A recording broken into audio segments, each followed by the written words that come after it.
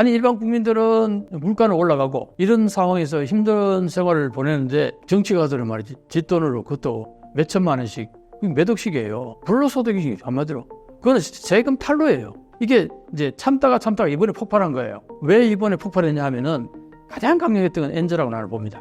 이 엔저로 인해서 사회가 막 급격하게 여러 가지 많이 바뀌었단 말이에요. 그러니까 여기에 대해서 일반 국민들은 내 삶의 질이 많이 저하됐다는 거 느낀 거예요.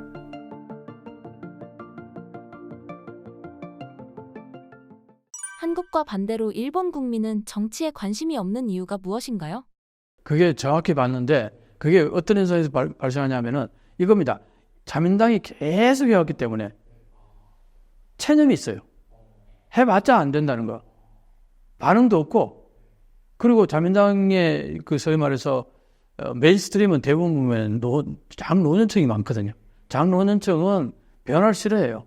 지금까지 해오던 것들을 하는데 근데 이제 젊은 세대라든가 뭐 좀 비판적인 세대들이 얘기를 해봐야 씨알도 안 먹게 돼가는 거야. 왜?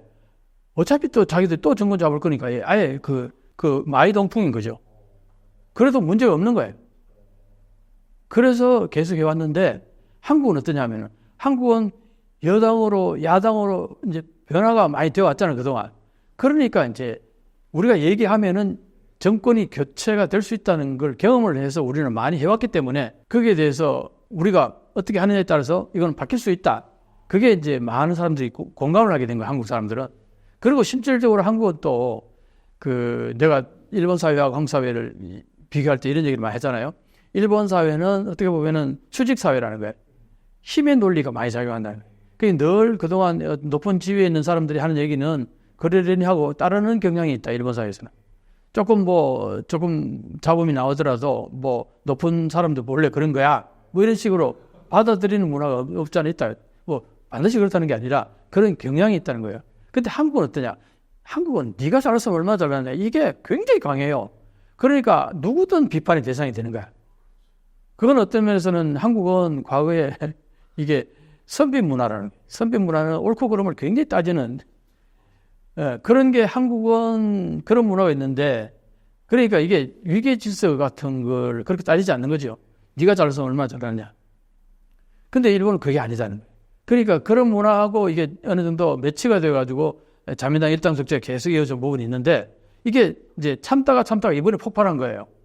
지난번에 한번 민주당 정권 잡았을 때 그때 한번 폭발했고 이번에 또 한번 폭발한 거예요.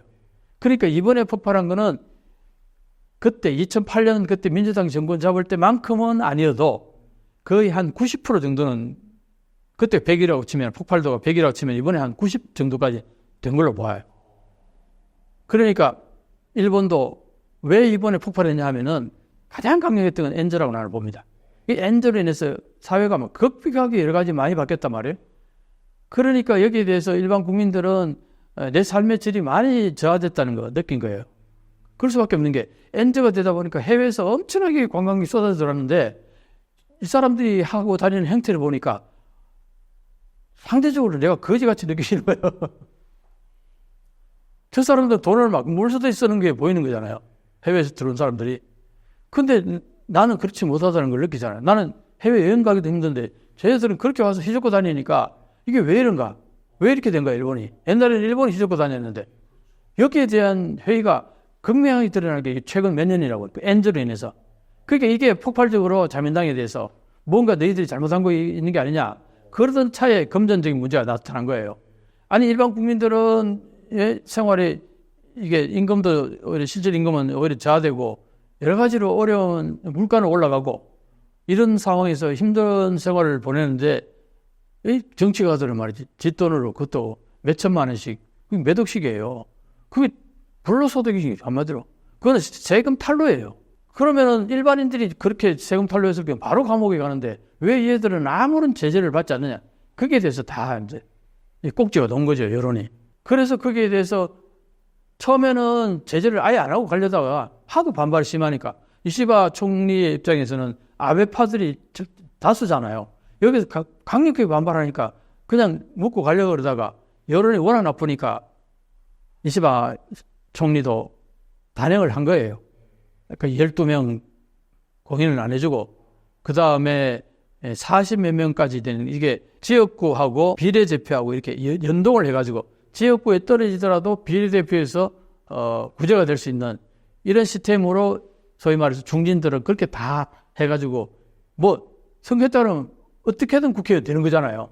이게 이제 이번에 40몇 명인가를 소위 말 정치 자금 문제가 있는 사람들, 이 후보자들을 연동을 못하게 해버린 거예요. 그래서 지역구에 떨어진 사람 다 떨어져 버린 거예요. 그게 28명 가까이 된 거예요.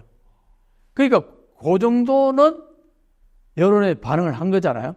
그래서 그나마 저 정도는 의석을 얻은 거지. 만약 그것조차 안 했다 그러면 완전히 야당으로 완전히 넘어갔을지도 몰라요. 지난번에 민주당 정권 넘어갔듯이. 그랬는데 이번에 아까 2천만 원 그걸 일주일 전에 그냥 뿌린 그것 때문에 한 몇십 석은 날아갔다 그러더라고요. 그러니까 뭐냐 하면은 이 돈 문제. 그러니까 이게 자민당은 그게 체질화돼 있어요. 그전에도 여러 가지 그 정치 자금 문제, 헌금 문제, 그 비리 이런 것 때문에 늘 문제가 됐었는데 이번에 그게 결정적으로 드러나기 시작한 거예요. 그래서 그렇게 이제 된 거죠. 이번 일본 선거 결과 때문에 일본 정치에 변화가 생길 수 있을까요? 그게 좋은 질문인데 어떤 면에서는요. 그게 학습 효과라는 게 있을 수 있어요. 정치가들 입장에서는. 그때 제가 계속 자민당이 정권을 잡아오다가 처음으로 민주당으로 정권이 넘어갔잖아요. 아까 얘기했잖아요. 관료 주도에서 정치 주도로 과감하게 뭔가를 변신을 시도했는데 이게 준비가 안 된 상태에서 갑자기 정권을 잡아서 경험도 없잖아요. 그런 상황 속에서 관료들을 배척해버리니까 움직이질 않은 관료들을 움직일 수 없어 누가 일을 합니까? 그게 말뿐인 거예요.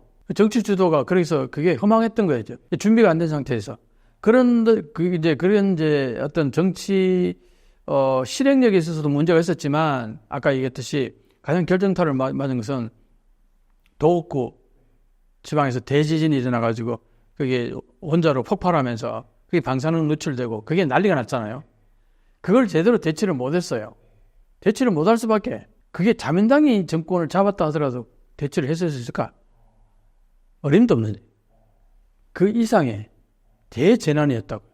그런데 내가 이제 자료를 보니까요. 전문가들이 여기에 분명히 문제가 있을 수 있으니까 방벽을 높여야 된다.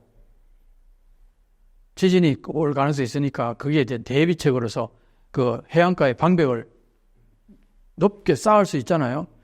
그렇게 문제를 제기했음에도 불구하고 그 관료사회에서 그 당시 정권이 이걸 안 받아들였던 거예요. 왜냐하면은 괜히 위기의식을 조장한다. 그래가지고 그걸 빼버렸어요. 그 전문가들이 분명히 거기에 대해서 대비를 해야 된다고. 그게 내 한일역전이라는 책에 정확히 기재되어 있어요. 그 과정들에 대해서 상세하게 내가 기재를 해놨는데, 그러니까 그때 그게 한마디로 말해서 민주당이 잘못한 게 아니라 그 전에 이미 여러 가지로 준비가 안 됐었던 상태에서 자민당이 정권을 잡았다 하더라도 대처할 수 없을 정도의 대지진이, 대재앙이 발생해버린 거예요. 거기에다가 도쿄 전력이 말이죠. 완전히 한마디로 숨기고 정보를 숨기고 거짓말하고 완전 그걸로 점철되어 있었어요. 한마디로 도쿄 전력이 그 나라를 말아먹은 거랑 마찬가지라고 그런 얘기예요. 그거는 보고서에도 그렇게 나와 있어요. 거짓말로 거짓말, 처음부터 끝까지 거짓말만 했다고 할 정도로 제대로 된 보고도 안 하고. 그러다 보니까 이게 완전히 엉망이 되어버렸잖아요. 자, 그러니까 이제 선거에서 완전히 폭망을 해버렸죠. 그러면 자, 그 다음에 아베가 정권을 잡고 난 다음에 어떤 얘기를 했냐. 저 악몽 같은 민주당 정권 때문에 나라가 망했다. 그 얘기를 계속 변했어요. 근데 거기에 대해서 비판했던 이시바 시게루가 이번에 선거하면서 똑같은 얘기를 한 거예요. 그래가지고 난리 난 거예요, 또. 이시바 당신은 옛날에 아베가 그렇게 그 얘기할 때 너무 그 과한 표현이라고 그렇게 비판했잖아. 그랬더니 네가 똑같이 아베가 했던 얘기를 똑같이 한단 말이야. 그래서 이시바 시게루의 신뢰가 많이 떨어졌어요. 여러 가지로 그동안 자민당에 대해서, 자민당이 잘못하는 것에 대해서 비판했던 그게 건강하고 여론에 지지를 받았기 때문에 그나마 이시바 시게로 이번에 총재까지 갔다고 해도 과언이 아닌데, 그때 총재가 되면서 선거하면서 총리가 돼서 하는 행동이나 말들이 전부 자기가 그때 비판했던 거 그대로 하고 있으니까 신뢰도가 팍 떨어진 거죠. 그런 걸 보면은 여러 가지 문제가 있는데, 자, 야당으로 넘어와서 야당이 총리가 되고 야당으로 정권이 넘어올 가능성이 있단 말이에요. 자, 그러면 이번에는 지난번 민주당 정권 때하고 비해서 이번에 좀 잘할 수 있을까? 이제 우리가 이렇게 생각해 볼 수 있잖아요.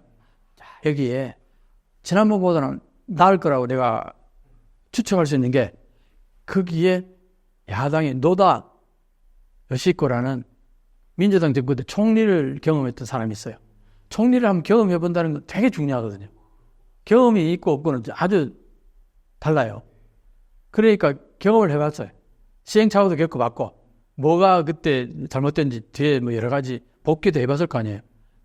이제 이런 사람이 야당 내에 중요 인물로서 존재한다는 거하고, 그 다음에 또 이번에는 자민당이 사실은 이제 어떻게 보면은 거의 유통기한이 거의 끝나갈 정도 됐다. 아베파가 이번에 한번 볼까요? 아베파가 여기 한번 보면요, 자민당 파벌 중에서 규 아베파가, 옛날 아베파가 50여인에서 22명으로 확 줄었죠. 거의 뭐 한 5, 60% 날아가 버린 거예요. 그냥 아소파도 자민당의 그 망언의 원산지 여기가. 이 사람도 40인에서 30인 줄었죠. 그 다음에 모태기 여기도 보면은 정말 인성이 안 좋다고 유명해요. 그래서 이번 총리 될 가능성이 거의 없다는 얘기가, 밑에 있는 관료들이 이 사람하고 일해본 사람들 전부 다 학을 뗍니다. 그래서 이 사람도 총리가 될 가능성이 별로 없다, 이렇게 이제 얘기를 하는데, 이거 다 줄었죠. 그죠? 이제 이러니까 어떻게 보면은 이제 자민당의 그 세력이 많이 위축이 되고, 그리고 여기에서 이제 새로운 야당 세력들이 아까도 봤듯이 국민민주당 같은 경우에는 젊은 층이 많이 지지를 했잖아요. 이거는 되게 큰 변화예요, 일본에서. 그전에만 해도 20대, 30대들이 자민당 지지가 굉장히 높았어요. 그거 이해하기 어렵다, 이런 얘기도 많이 했는데, 왜냐하면 보통 젊은 층들은 반정부적인 비판적인 사상을 가진 경우가 많은데, 이상하게 일본에서는 아베 오랫동안 정권을 잡았을 때는 20대들이 그렇게 자민당 지지도가 높았던 거예요. 그런데 이런 보세요. 이번에는 아까 봤잖아요. 20대들이 훨씬 국민민주당 지지가 높다는 거예요. 이게 국민민주당이에요. 28세밖에 안 되는 국민민주당이 비례에서 이렇게 많은 표를 얻었다는 겁니다. 30대까지. 10대도 만만치 않죠. 10대가 이게 자민당이 이렇게 많은 게, 이게 뭘 몰라서 그런다고 얘기를 합니다만, 그래서 어쨌든 이게 이렇게 많다는 게, 이게 국민민주당이 앞으로 발전 가능성이 보인다는 거예요. 그래서 지금 아까 이 사람, 국민민주당의 대표, 다바키 유이치로, 이 사람이 과거에 오쿠라쇼 대장성 관료 출신이에요. 그러면 뭘 말할 수 있느냐? 일단 공부를 많이 했다. 웬간해서는 대장성에 치기 힘들어요. 그러니까 일본의 관료 중에서도 그 당시에는 가장 힘이 있었던 조직이 대장성이었단 말이에요. 거기에서 오랫동안 있다가 이제 나와서 정치를 하는 사람이니까 기본적으로 머리는 있을 거고 지식 체계는 굉장히 탄탄할 거라고 보는 거죠. 근데 이제 이 사람이 이제 보니까 이번에 왜 이렇게 자기들이 많이 늘어났느냐, 이걸 보니까 정책이 다른 거예요. 정책. 이 사람이 정책을 내세운 게 뭐가 있냐면은 실질적으로 서민들에게 혜택이 들어갈 수 있는 정책들을 몇 가지 폈는데, 그게 굉장히, 특히 그 중에서 가장 강력한 게 뭐냐니까 105엔인가 110엔 채 안 되는 요걸 넘어가면요 세금이 붙어요. 소득이. 이게 너무 낮지 않느냐. 그러니까 175만 엔인가 여기까지는 세금을 내지 않도록 그 상한선을 높이자고 강력하게 주장을 하고 있어요. 그걸 이번에 꼭 관철시키려고 그러는 거예요. 자, 이렇게 되면은 비정규직이라든가 많은 여성 노동자들이라든가 소위 말해서 서민층, 이 사람들에게 혜택이 바로 직결되는 거 아니에요. 세금이 많이 줄어들 거라고요. 그러니까 많은 지지를 쏟지 않았을까, 20대, 30대들이. 그래서 이 사람은 이번에 자민당, 국민당하고 만약에 뭘 협력을 한다 할 때 이거 관철해주면은 협력해주겠다. 강력하게 문제 제기를 해요. 자, 그래서 이걸 통과시킨다. 오, 이 사람도 서민 편이네. 서민들 입장에서는, 젊은 사람들 입장에서는 쌍수 들고 환영할 거 아니겠어요? 그런 거 하나씩 두 개씩 쌓아가겠다는 거예요. 그러니까 다음 내년 8월 달에 참여선거 때 의원수를 대폭 늘리겠다. 이런 야망이 있어요. 그렇게 해서 계속 나가면은 어떻게 되겠어요? 나중에는 이제 제대로 된 정권을 잡을 수 있는 다수당파가 될 수 있다 이거죠. 그런 이제 생각을 갖고 있으니까 이번에 어떻게 진행이 될지 상당히 이게 흥미진진합니다. 그런 의미에서는 일본이 이제서 민주주의의 기본으로 들어가고 있는 게 아니냐. 왜? 여론을 의식해야 되고 여론에 민감하게 반응해야 되고 그렇게 하는 정치 세력이 의원수를 늘리게 되고 이렇게 되면 자민당도 이제 과거같이 막 밀어붙이는 식이 그리고 맨날 노인들 이해관계만 밀어주는 이런 걸 해가지고는 이제 젊은 세대한테 버림받을 가능성이 있는 거 아니에요? 그러니까 달라질 거라고 보는 거죠. 그런 의미에서 본다면 사실은 혼란스럽게 따지면 민주주의라는 게 본래 혼란스러운 거 아닙니까? 그러니까 이제서 일본이 어떤 의미에서는 제대로 된 한번 민주주의를 할 수 있는 토양이 이제 마련된 게 아니냐. 어느 누구도 일방적으로 끌어갈 수 없어요. 타협을 해야 되고 협의를 해야 되고 거기에서 여론의 그 어떤 따가운 시선을 의식하면서 거기에 부응해 나가야 이제 살아나올 수 있다. 이런 면에서는 이게 민주주의의 아주 기본으로 돌아간 거 아니냐. 그런 의미에서 보면은 일본은 어떤 의미에서는 좋은 징조일 수도 있어요. 잘하게 어떻게 대응하느냐에 따라서 그런 측면도 있으니까 이번에 만약에 야당으로 정권이 넘어간다 하더라도 지난번 민주당 정권 때와는 다를 거다 그런 생각을 하죠. 다만 이런 건 있습니다. 야당 정치 세력이라는 게 너무 그 정책에 있어서 그 브라이티예요. 서로 정책들이 지향하는 바가 많이 달라요. 자, 이렇다고 보면 돼요. 이렇게 어떤 축이 있다고 치면은 자민당이 이렇게 했으면 자민당에 반대하는 세력들이 이렇게 뻥뻥 있을 거 아니에요. 그게 야당이란 말이에요. 근데 이게 뭐하면서요? 이 야당의 위치가 전혀 다르잖아요. 자민당이 이렇게 하나의 이렇게 뭉쳐있다고 보면 거기에 반대하는 세력들이 야당일 거란 말이에요. 야당이 지향하는 바가 많이 다를 수도 있어요. 이걸 한때 묶어 놓으면은 그게 오래 갈 수 있느냐? 이 문제는 항상 내재되어 있는 거예요. 그런데 또 한 가지 얘기할 수 있는 게 뭐냐면은 자민당하고요, 공명당하고 전혀 성격이 다른 당이에요. 자민당은 완전히 보수, 소위 말해서 가진 자들, 대기업 이쪽에 대변하는 정치 세력이라고 본다면 공명당은 완전히 서민층이거든요. 서민층을 대변하는. 그런데 지금까지 같이 연립을 해가지고 벌써 몇 년, 20년 됐나, 30년 됐나? 그렇게까지 해오고 있잖아요. 그런 거 보면 뭐냐 하니까 권력이라는 게 그만큼 접착력이 어마어마하다는 거예요. 지향점이 좀 달라도 그 권력이라는 접착제가 너무나 강력하기 때문에 같이 갈 수 있다는 거죠. 왜냐? 야당이 해가지고는 아무것도 영향을 미칠 수 없거든요. 그런데 여당하게 되면은 그래도 한두 개는 반영할 수 있잖아요. 그러니까 그런 것 때문에 지금 완전히 막 야당 세력이 완전히 뭐 군소 정당이 막 몇 개, 7개인가 이렇게 나눠진 정당인데 이게 과연 접착제로 이렇게 붙여질 수 있을까? 그런 우려는 있지만 권력이라는 강력한 접착제로 붙인다면은 가능할 수도 있지 않을까? 이제 그렇게 내다볼 수 있는 거죠. 신사임당 시청자분들을 위한 한마디 부탁드릴게요. 오늘도 신사임당 시청자 여러분하고 지금 현재 일본의 큰 변화를 제가 아주 핵심으로 잘할 수 있는 이 일본 정치 여기에 대해서 오늘 말씀을 드렸는데 그동안 일본 정치는 뭐 삼류다, 사류다, 정치가 형편없다. 그래서 그나마 일본이 저렇게 그동안 유지했던 것은 경제가 뭐 잘 굴러가고 경제 리더들, 경제 인재들이 뛰어나기 때문에 굴러왔다. 근데 그 경제 뛰어난 인재들이 정치 쪽으로 안 들어가요.